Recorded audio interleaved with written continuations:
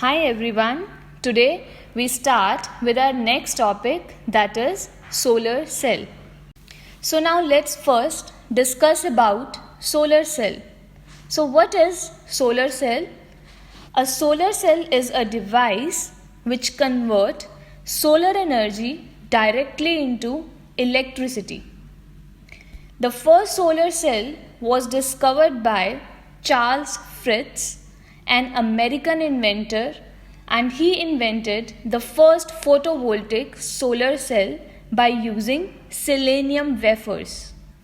But those selenium wafers could convert only 0.7% of the solar energy into electrical energy. But with the passage of time, new discoveries were made.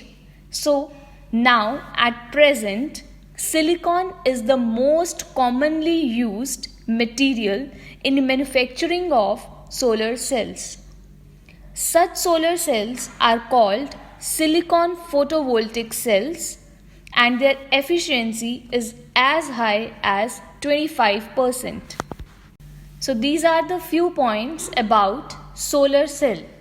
First, a solar cell is an electrical device which converts the energy of light directly into electricity.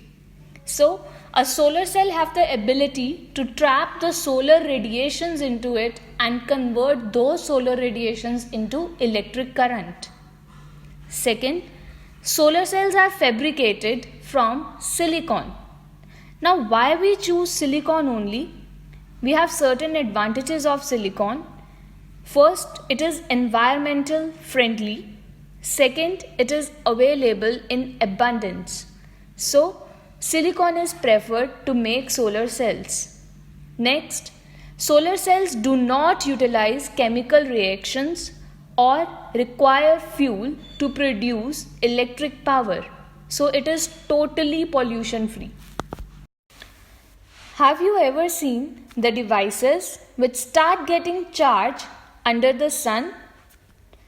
I hope you all had experienced those devices, such as solar calculators, watches, etc. So these devices work on solar cell, as these devices require the small amount of electric current, so one or two solar cells are sufficient to charge them. But the electric power generated by the single solar cell is very small. So, if we want the large amount of electricity, then the number of solar cells are combined together to form solar panel. These solar panels are used in domestic lighting, street lighting, or for many other purposes. Now, if a large amount of electricity is required, then these solar panels are combined together to form solar array. So now let's discuss how solar panel works. Before we start with its working, we must know that solar panels are always placed at certain angles in such a way so that maximum solar radiations can fall onto it. So when sunlight falls on solar panel, the solar panel converts the solar energy, that is the sun radiations, into DC electricity, or you can say DC current. DC current stands for direct current. This electricity can either be used as such, or it can be stored in the batteries. Now, to operate any AC device, this DC has to be first converted into AC, that is alternating current, by using inverters. And then this AC current can run the multiple appliances which work on alternating current, and the rest extra current is credited on grid. So here are certain points about solar panel. First, solar panel will absorb a large amount of sun rays and convert them into electricity or heat. Second, it is comprised of several individual solar cells which are then composed of the layers of silicon or phosphorus. As I said earlier, the solar cell panels are always mounted on specially designed inclined roof so that maximum solar radiations can incident on it. Solar panel systems are used to power a wide variety of applications. So now we will discuss about the advantages and disadvantages of both the solar devices, that is solar cooker and solar panel. So first we will discuss about the advantages of solar cooker. The first advantage of solar cooker is it is environment friendly as it do not cause any pollution. Second, there is no cost of fuel as it do not require any fuel to operate. Third, the very important one, the vitamins contained in the food are not destroyed in solar cooker. So, the food prepared by solar cooker are considered to be healthy. Fourth point, its maintenance cost is negligible. Next, we will discuss about the advantages of solar panel. The first advantage of solar panel is same as that of solar cooker, that is, it is environmental friendly. Again, it do not cause any pollution to the environment. Second, these have a long life, which means once you install the solar panel, you need not to maintain it regularly and it have long life period. Third, they are easy to install. Fourth, it require low maintenance cost. So here are certain disadvantages of solar cooker. The first disadvantage of solar cooker is the food cannot be cooked during night or during cloudy day, as solar cooker require the direct sun radiations to cook the food. So if sun is not present, then the food is not cooked by solar cooker. Second, cooking take comparatively more time. So let's discuss about the disadvantages of solar panel.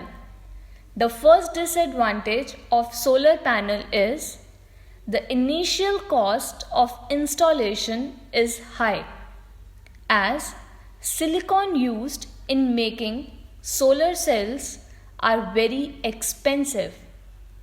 Second, the connecting wires, the wires which connect one solar cell with the other solar cell is made up of silver.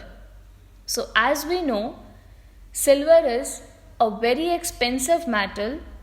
So silver is used in connecting the solar cells to form solar panel is costly. Third, installation of solar energy is expensive. Now we will discuss about the next non-conventional source of energy, that is ocean energy. As we know, ocean stores energy in many forms which can be obtained for useful purposes in a variety of ways. So following are the most common ways of obtaining the energy from the ocean. So first way of obtaining the ocean energy is tidal energy, second one is wave energy, and the third one is ocean thermal energy. So let's first discuss about tidal energy. Now, some of you might have noticed in the beaches that at some time of the day, water in the ocean start receding from the shore, and it recede around 10 to 15 meters, and then after some time again the ocean water level rises. So this is the very common phenomena that happens on the shore. This rise and fall of water is known as tides. So tides are basically caused by the gravitational pull of sun, moon and rotation of earth.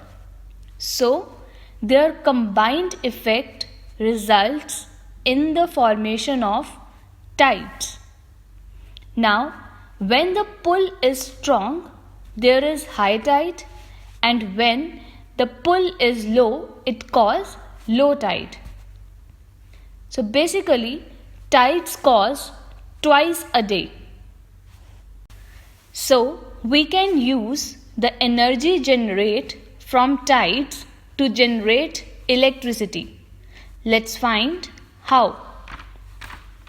Now, to generate electricity, a reservoir is built on a narrow opening of the sea.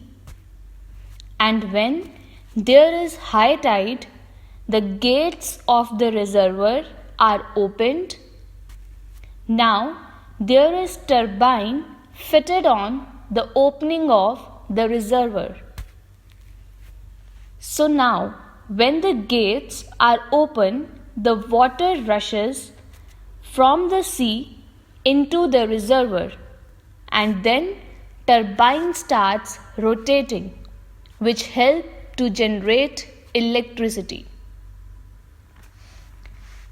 So, during high tide, when we had opened the gates, the water flows from oceans to the reservoir.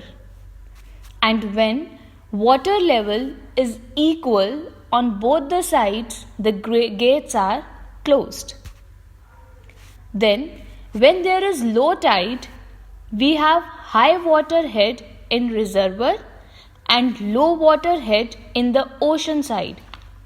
So, when there is low tide, then we again open the gates, and now water move from reservoir into the sea. So, we get one more rotation of turbine. So, we get again electricity. So, in one tidal phenomena, we can get electricity 2 times. So, in a day, we will have 4 times electricity generation through tides. Now, here are certain advantages and disadvantages of tidal energy.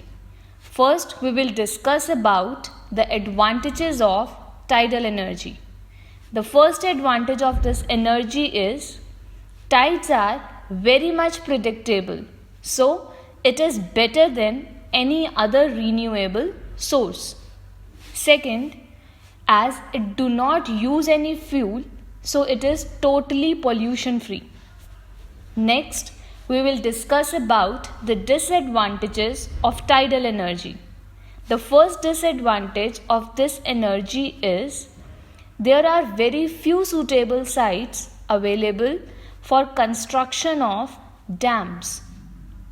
Second, due to variation in tidal range, the power output is also variable.